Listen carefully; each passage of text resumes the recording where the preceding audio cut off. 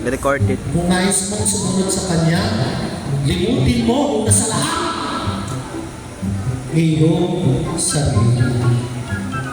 Kung nais mo talagang sumunod sa Kanya, limutin mo una sa lahat iyong sarili.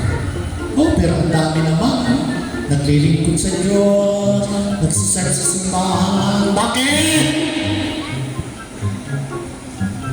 Para silang pasalamatan, para silang nakilala.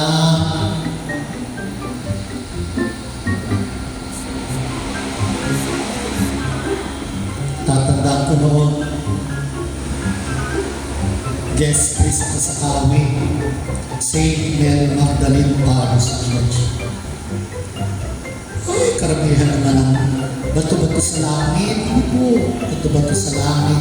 Huwag po kayong magagalit. Karamihan naman ang naglilingkod sa simbahan. Sa ating pong diocese, sabi ko, sa ating pong diocese, ang dami-dami gusto mag-lay minister. Bakit? Kasi po itatakbong barangay captain. Oh my God! Nag-aalit ang mga lay minister ng Kawi at pinipetisyon na hindi na daw ako pwedeng magmisa sa simbahan ng Kawi kahit kailan.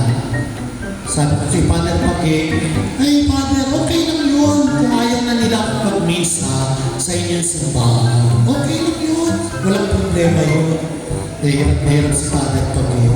So, naku Father, hindi pwedeng hindi ka magmimisa doon. Dapat magmisa ka. Ang dami kong misa doon. Humingi ka na lamang ng pasensya sa mga lay minister. Ay Father, kung ako hihingi ng pasensya sa mga lay minister, ibig sabihin, hindi totoo ang sinasabi ko. Kung gusto ninyo, sabihan niyo yung mga lay minister niya, lalong higit yung mga tumatakbo bilang barangay captain, na laki na ng tao na sila humingi ng dispensa sa akin para ako makapag-misa sa inyo. Pwede naman ako mag-delegate, Father, ng pagiging lay minister. Kahit mga katikista, mga lektor, pwede kong pakasubuin ang kumudyon. Dahil kung ayaw nilang magpakumbaba, hindi sila magbibigay ng katawan ni Kristo.